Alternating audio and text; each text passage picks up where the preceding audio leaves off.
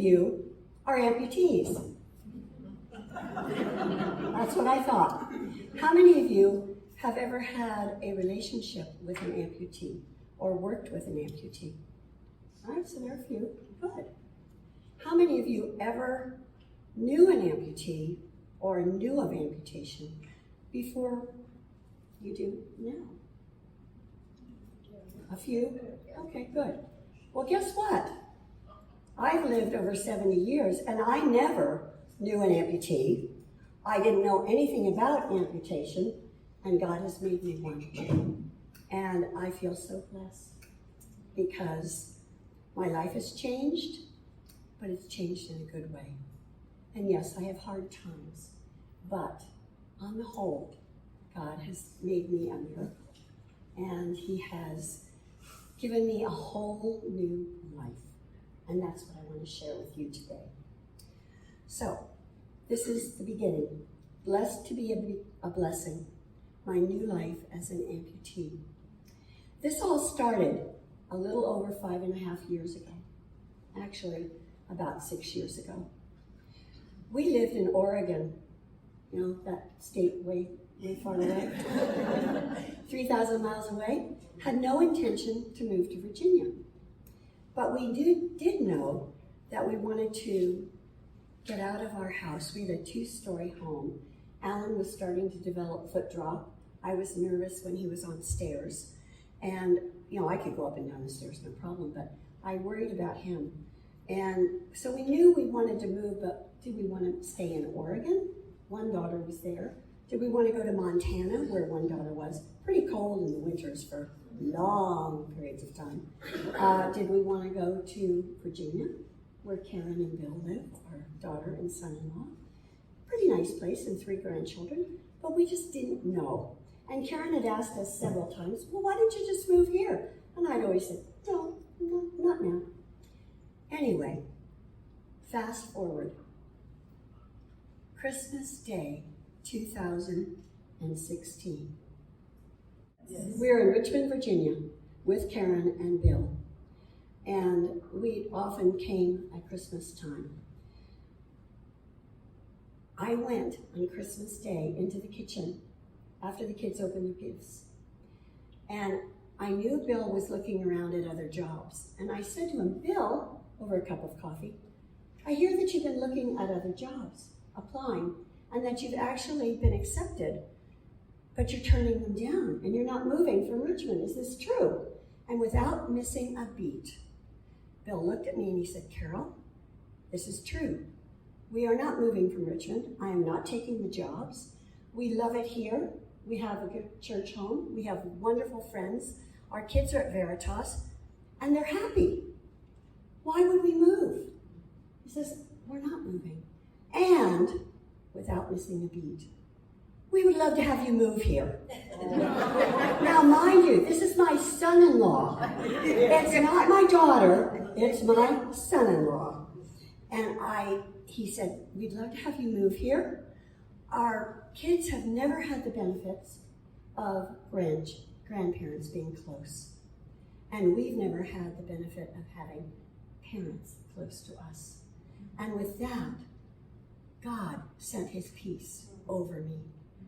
Truly, and the peace of God, which transcends all understanding, will guard your hearts and minds in Christ Jesus. I mean, it was like, really? We're going to Richmond? I said, Bill, let me ask Alan. So I walked into the other room. He was on his computer, of course. That's what he does. And without missing a beat, I said, Alan, what do you think about moving to Richmond? Typing. Well, it's as good a place as any. That's his answer. If he doesn't want something, he says, no. Otherwise, it's as good a place as any. So I went back into the kitchen and I told Karen and Bill, I said, Alan says yes, we can move. What do you think they did next? Computers out, Zillow on the computers on Christmas Day. And we all 3 looked on Zillow and I found this house. We had certain prerequisites that we wanted. One was a attached garage in a nice neighborhood, close to a golf course, because of course I was going to play golf, near Karen and Bill. And this house had all of those prerequisites. And when we went to look at it the next day with the realtor, I walked in and it reminded me so much of the house Alan grew up in California. I just said, Lord, is this the house you want us to have? And the answer was yes. We didn't look at any other houses. We didn't even think about it. We just said, this is the house on Westchester Road in Willow Oaks, near Willow Oaks Country Club. And it had one more thing. God is so funny. It had one more thing that we needed that we didn't even know we needed. It was ADA approved. It had a ramp in the garage, commercial ramp in the garage, because the house, even though it was one level, it had like a little crawl space. So you had to get up a couple of stairs to get into the house and, just have the house one level. So it had a ramp in the garage. It had a roll-in shower, a second master with a roll-in shower, grab bars, high toilets. And I looked at the toilet, the shower chair, the teak shower chair, which was kind of rusty, and I said, we don't need this. But you know what? I did need it, and I didn't know it. And so I said that shower chair will go, and we'll figure that out later. So, as it says in Jeremiah 29:11, for I know the plans I have for you, declares the Lord, plans to prosper you and not to harm you, plans to give you hope and a future. And that's exactly what God was doing in our life. Not only did he find a house for us, but God found the person, the perfect couple with 2 children, 2 girls, to buy our house. We did it without a realtor. I just walked up the street when we got back to Oregon, and I knocked on the door of this house where Casey and Sam lived. They had expressed an interest in our house earlier, and I said, we're going to be putting the house on in 2 weeks after we get back from Palm Desert. If you are interested, we'll make you a good offer. And she's going, oh, I don't know. Fast forward 2 weeks. The day after we got back, knock, knock, knock on the door. Casey and Sam wanted to buy our house. 5 days later, this is all part of God's plan, ladies. 5 days later, with a realtor, they found a buyer for their house. I mean, God's providence is amazing if you let him into your life and work with him. So, I didn't have to stage the house. I could have boxes in the middle of the room. Casey would come down and say, do you mind if I pop in to measure something? Fine, just come. Just step over the boxes. So it was just a wonderful, wonderful time of transition. So our trip, fast forward to June, we started our journey the end of June. Karen, in the meantime, here, was working with a contractor to remodel the new home. And it wasn't quite done, so we just were taking our time. We stopped in Montana to see our kids, had my birthday, had the 4th of July, continued on for probably about another week, stopped in the Corn Palace in Mitchell, South Dakota, stopped at Mount Rushmore, saw lots of cornfields, skirted around Minnesota and Chicago, went to my old college, and we arrived in Richmond just happy as clams. Just happy, happy, happy. Started unloading boxes because we were still living with Karen and Bill. And 8 days later, while I was in the kitchen unpacking, all of a sudden I experienced these major, I don't even know how to express, but major hiccups going up and down my chest. And they were so violent. They didn't really hurt, as I recall, but they were so violent I could hardly breathe. And I knew there was something wrong. So I had been in the kitchen and I walked to a chair in the next room. We didn't have any furniture except maybe one chair. Alan was at his computer, that was still there. And I tried to stretch out, thinking, oh, well, if I stretch out, they'll go away. They didn't go away. And I thought, something is really wrong. So I started to walk to the bedroom. And on the way to the bedroom, my legs went numb, and one leg started to go paralyzed. And I said, something is really wrong. I literally flopped on the bed, because if I had to take 4 more steps, I would have been on the floor. Flopped on the bed, I said, Alan, call 911. And I'm laying there. And he said, why? You are fine. I said, I'm not now. Call 911. So the paramedics came, and they did the EKG on me. My heart was fine. It was my aorta that was not fine. And so the heart came out fine on the EKG. And they said, well, it's a hot, humid day. Maybe you have just dehydration. And I looked at them laying on this bed, and I said, no, I know what dehydration feels like. This is not dehydration. And they said, well, maybe it's GERD, gastric reflux. And I said, no, this is not GERD. Well, we're not sure what's wrong with you. Alan said, well, we'll just stay here and see what happens. And I said, okay. So we sent the paramedics away. Don't ever do that. And 15 minutes later, I said, call them again. And nothing is getting better. And they came back and they said, if we have to come a 3rd time, we're taking you to the hospital. I said, you're taking me this time. But, and this is so silly, don't do this either. I said, do you have to take me out on a gurney? We're in a new neighborhood. People don't know us yet. I don't want people seeing this little lady go out on a gurney. And so they said yes. And Alan says, well, I'll drive you. Guess what? I got driven to the hospital by my husband. I could have been dead in the car, but I didn't know it. So anyway, don't do that either, ladies. Go with the ambulance. So I arrived at the hospital. Levinson Heart Institute is where I ended up, in the critical intensive care unit for cardiac. I got to the hospital. I don't remember very much, but I do know I stayed in the emergency room for 24 hours because they didn't do the appropriate tests to find out what was wrong with me. I could have bled out right there in the emergency room. 24 hours later, I had the most wonderful doctor who actually was on call, and he was recommended by one of Karen's friends, Dr. Gazzoni, cardiac thoracic surgeon. He did the right tests. They found out that I had an aorta aneurysm and dissection, which means I had to have my aorta repaired, the big artery, and I was bleeding up and down my abdomen. And Dr. Gazzoni looks at me. He has the monitor up on the monitor open, and he says, Carol, he woke me up because I was pretty out of it. He woke me up and he said, Carol, look at the screen. What do you see? I looked and all I saw was red and blue blood. I said, it's all blood, isn't it?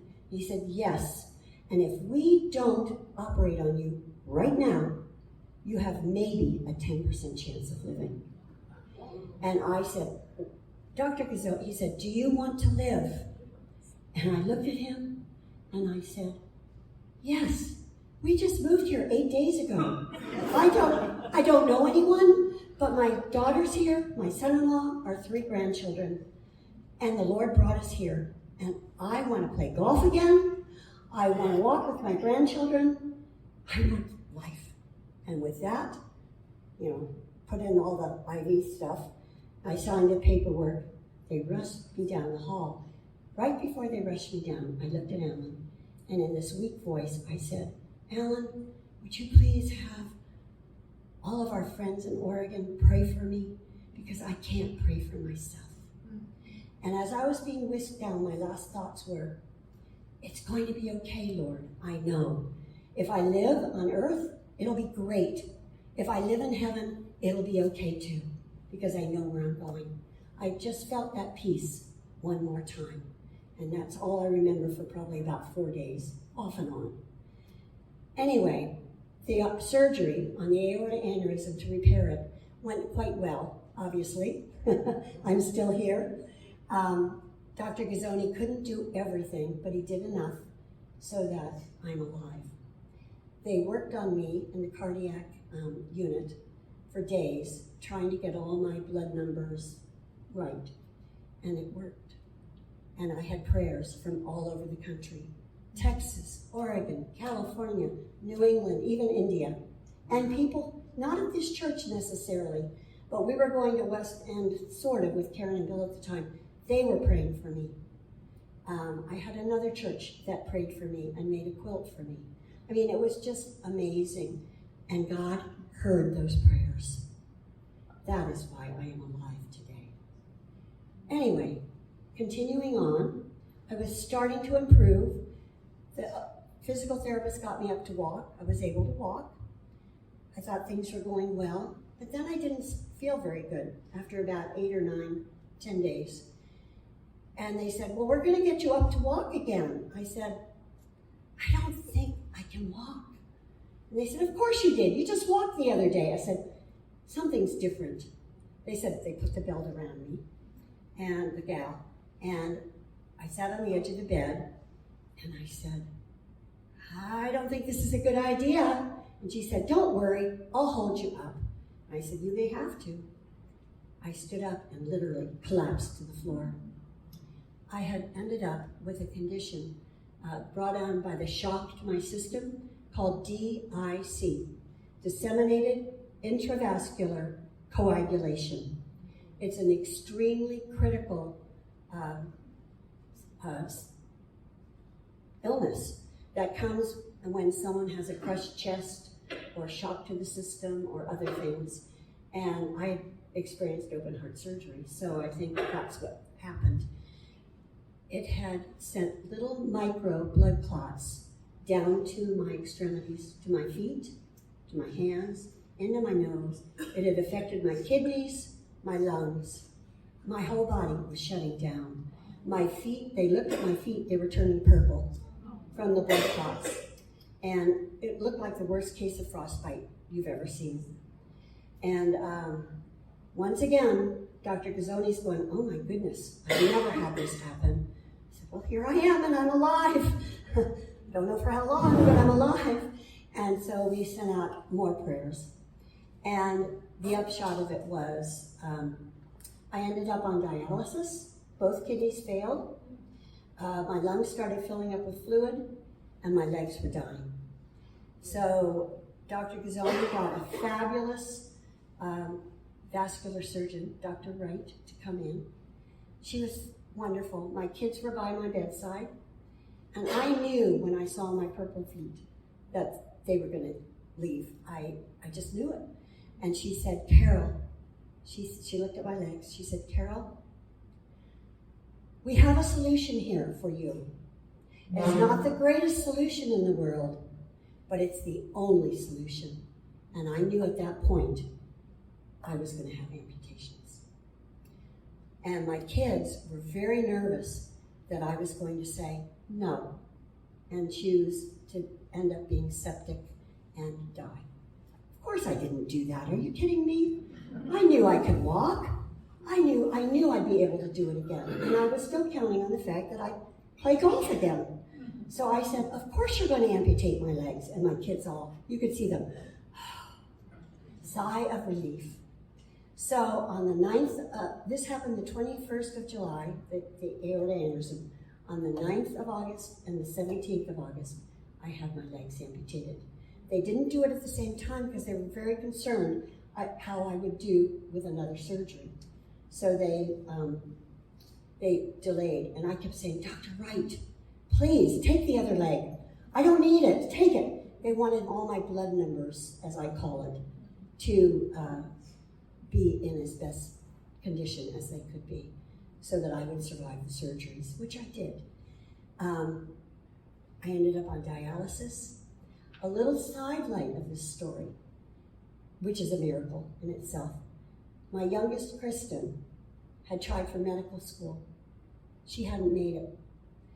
She was trying for other medical types of jobs, and she was without a job when this all happened. She was able to come back from Oregon for 5 weeks, ladies, to help me. And she had a little bit of medical knowledge to talk to the doctors and figure out what was going on with me each day. She also looked at the dialysis machine, and she'd say, "Mom, look at the blood going through that machine. Look at the lymph stuff, fluids." She said, "I wonder how it works." Well, lo and behold, 5 weeks later, when she got back to Oregon, Fresenius, I can't even think. Fresenius is a blood lab that deals with blood transfer. And they called her out of the blue, and they said, "You applied to become I can't think of the word, isn't that terrible? A dialysis technician. Are you still interested? We overlooked your application. Are you interested in applying?" And she said, "Yes, I am." So for 2 years, she was a dialysis technician when she got home. Isn't God good? I mean, if he hadn't used me with the dialysis, Kristen would never have gotten a dialysis job. And 2 years later, she went to nursing school, and she's now an operating room nurse. Hallelujah. So I was used by God so mightily. And guess what else? My kidneys were shutting down. I had 2 wonderful nephrologists, and Dr. Condro came in, and I said, "Dr. Condro, I have a question." I said, "How many people who are on dialysis ever get to come back and have kidney working again after, say, maybe a month being on dialysis?" He said, "Oh, a few." I said, "How many after maybe a year of dialysis get a kidney that will come back and work?" Very few. And I said, "Okay, how many actually do come back?" And he looked at me and he said, "Very, very few," very glumly. And I said, "I'm going to be one of them." And guess what? He said, Carol, you have 1 kidney, talk to the other kidney and tell them to heal." And guess what? 1 kidney healed. And it was the night before they were going to put a port in my arm because they thought I was going to be on dialysis. I proved them wrong. God proved them wrong. Hallelujah. So my Philippians 4 passage, "I can do everything through him who gives me strength," that resonated all the way through my 42-day stay in cardiac critical care unit at Chippenham Levinson Heart Institute. I got weaker and weaker from the fact that I was laying in bed. So physically, I was not very strong. Mentally, I was very strong. And I did all the exercises, but I couldn't get out of bed. So I did what I could do. And we fast forward to home. And I was in a hospital bed for 8 weeks. I had 24/7 nursing care because I still didn't have legs. I couldn't get out of bed. That's not fun, ladies. Having a Hoyer lift to lift you into your wheelchair, going to the bathroom, you have to learn how to transfer from the bed to the wheelchair when you're strong enough, from the wheelchair to the potty, and back, and then into a car. All these things you have to relearn. And once again, God was in control. Karen had a friend who was a physical therapist. She knew an outpatient physical therapist who was like a drill sergeant. She was fabulous. She was available, of course, because God wanted her. She came to my house 3 times a week. She helped me to know what exercises to do to get stronger. And by the time my September 1st through October 31st, those 42 days in my hospital bed, she had me so strong, I went from laying in the hospital bed, not being able to do anything except motorize my head up, to being able to stand on my knees, raise my hands above my head. And she said, "Darling, you are ready for physical therapy outpatient with new legs." And I said, "Thank you." So those who hope in the Lord will renew their strength. They will soar on wings like eagles. They will run and not grow weary. They will walk and not be faint. That, ladies, is true. I may not be able to run the way I could before. I can kind of do a little trot, but I can walk. And I am so blessed by God to be able to do that. And one thing I forgot to tell you, one of the nurses, I kept thanking them while I was in the hospital. You know, they'd come in and I'd be laying there and I'd have a big smile on my face and I'd say, "Thank you for helping me." And one nurse came in and she said, "You are truly a miracle baby." And I said, "Well, I may be a miracle, but I'm not a baby." And that was the attitude I had through the whole hospital stay and the entire time healing at home, because I had to. God wanted to use me, and he was using me. So fast forward, I'm wheelchair bound. That's my daughter, Karen. I also had obstacles to overcome, like steps in front of my house. But I knew that was going to come. I knew how to transfer to a car. My best friend growing up would come and from Boston. She came down and we'd go to the shopping center. Now, I wasn't buying anything, mind you, but just to get out, it was wonderful. And I was getting stronger all of the time. There are my first steps on October 21st. 3 months to the day that I first had my aortic aneurysm, I was walking. God is so good. 42 days in the hospital, 40 days at home, 42, something like that. 3 months later to the day. I stood up. This is my first day. I have what's known as, I don't know if I can do this, no, check sockets on, which are clear, they're a plastic, and they help the prosthetist to know where I have pressure points. They don't make the full prosthetic until you use the check sockets. And this is this is just as I stood up for the first time, and I was nervous. I didn't really know if I was going to be able to walk, but God knew. I was able to walk all the way down the parallel bars, sit in a chair, stand up, and walk back to my wheelchair. Let me tell you, that was a lot of work. I'll give you a little snippet. Here is a picture about probably a week or two later when I was finally out of the parallel bars onto a walker. Now, it's only 10 seconds, it's very short, but I am putting a lot of pressure on that walker. Places that are more challenging outside of what you would typically do in a given day. So you're not doing that. So that's what it looks like when you first become a baby again and you have to do walking steps. And I did truly feel like a toddler. And you have to learn to lift your legs. You have to learn to pull them out. I have a video, but it was too long to share. But the gal that I was working with at the time, Tracy, she said, "Carol, I want you to lift your leg and push it down as if you're in sand, so that you get the feeling of literally pushing your foot down, and then the next foot, and you take little steps." And as I got better, I learned how to lift my leg higher, reach further, stand up taller, do all the things that you don't even think about, ladies, when you walk. It was a learning process, and it did go on for 2 years. Now, mind you, I wasn't going to physical therapy for 3 days a week for 2 years, but started 3 times a week, go down to 2 times a week, 1 time a week, and none over the 2 years.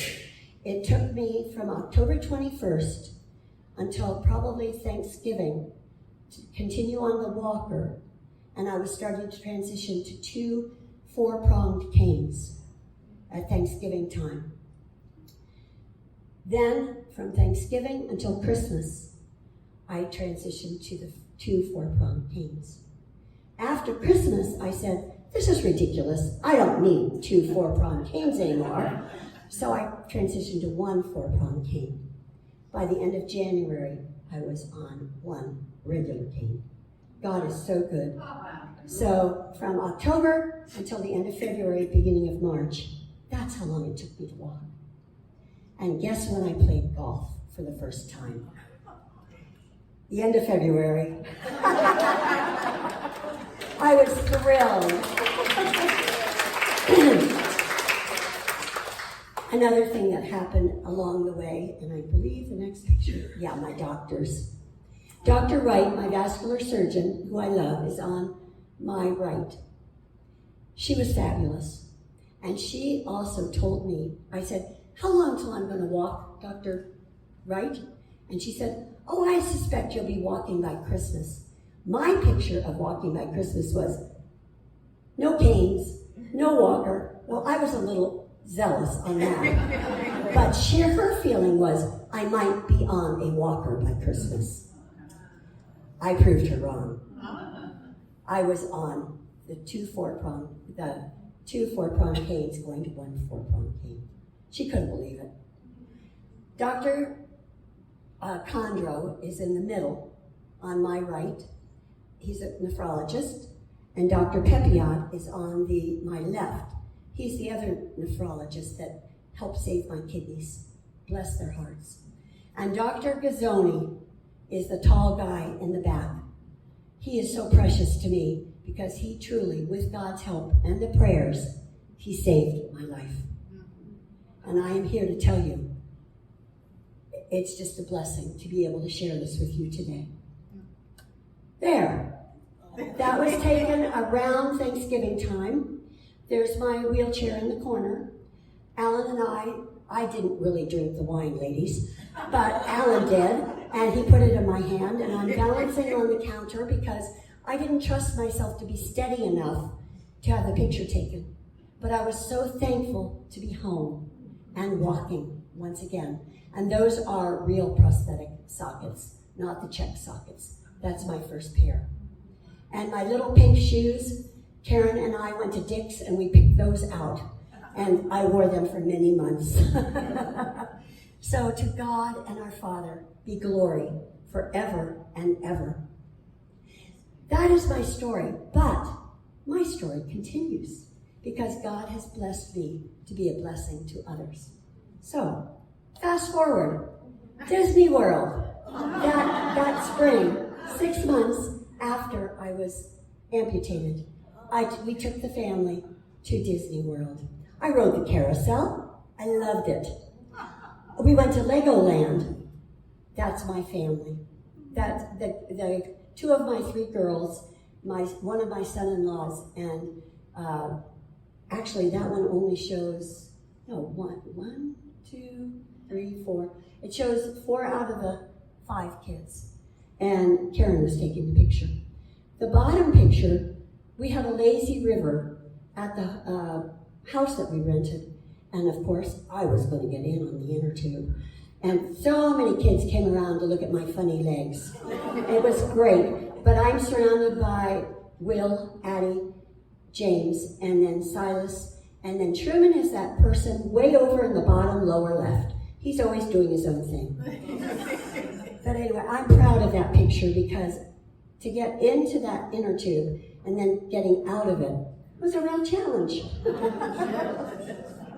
Here I am at the beach. The picture on the left, I'm using trekking poles because, quite frankly, ladies, I can get through the soft sand, but not very well. My feet sink into the sand, and it brings the sand up into my foot shell, and it makes my legs even heavier. That's not fun. So I use the trekking poles to get through the soft sand, but once I'm on the actual hard sand, the trekking poles go away. The picture of me in my lovely bathing suit with the waves around me, that's just to demonstrate that I can go in the water, but your feet once again sink into the sand. They get filled with water and sand. And As the wave comes in, it's fine. But when the wave goes back, it pushes you out. And so I didn't stand in the sand in the water very much by myself. I usually had Karen and Addie or James by me. And I decided my days in the ocean are over, but they're not over to watch the ocean in my lovely red chair that they got for my birthday. I love that chair, and I love watching the ocean. I ran, quote unquote, in the Monument 10K this year, and I did it 4 years ago. The picture with the umbrella was my first time in the 10K. Only I didn't run the 10K, I walked 1 mile with my physical therapist and other physical therapists. They stayed right by my side. I was the only double amputee. The sign with the Monument 10K 5 mile, that was the group that I ran with. I'm the only double amputee once again. And I did about 1.5 miles this time. My physical therapist, who is fabulous, is right behind me, the tall guy, right on the right side of the screen. David Lawrence is one fantastic guru in helping someone learn to walk again. The picture on the lower right was taken last year. It's at Willow Oaks Country Club. I'm sunning myself, and if you realize, my legs are off. I love it that way. And there's my beloved golf. I'm not great, but I can do it. I chose 3 pictures to show that I can actually swing a club, that I actually can drive over water, and that I can make a putt from quite a distance away. So that's why, yay.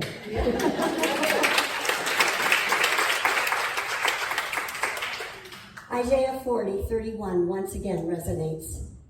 I won't read the whole thing, but I will read the part about they will soar on wings like eagles. They will walk and not be faint. I had just, ladies, chipped in my golf ball from off the green, and it went into the hole. I was so excited.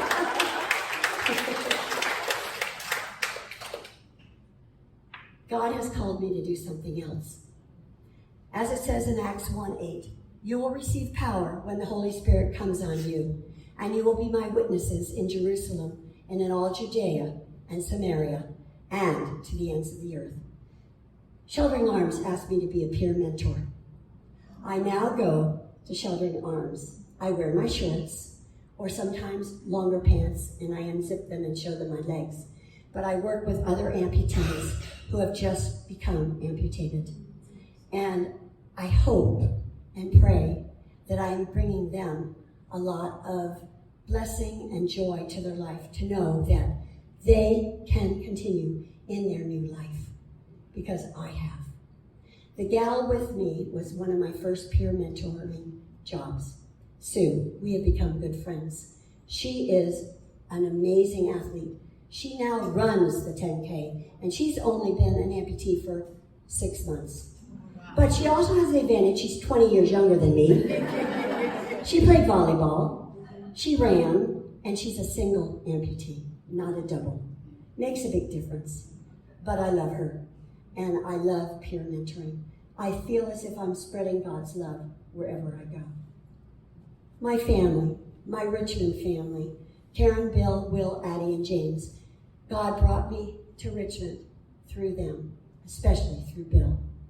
I should add, Karen always said, Mom, I've asked you for years to move to Richmond. How come it took Bill? I said, I don't know, but God's telling me now is the time. And my entire family, minus one son-in-law who couldn't make it last summer to Richmond. But my daughter Katie is on my right with her 2 little boys, Silas and Truman. Kristen, my nurse, is in the red. Karen, of course, is in the pinky red, and Bill behind her with James, Will, and Annie. To God be the glory forever and ever. And that's my story, and I stick to it. Amen.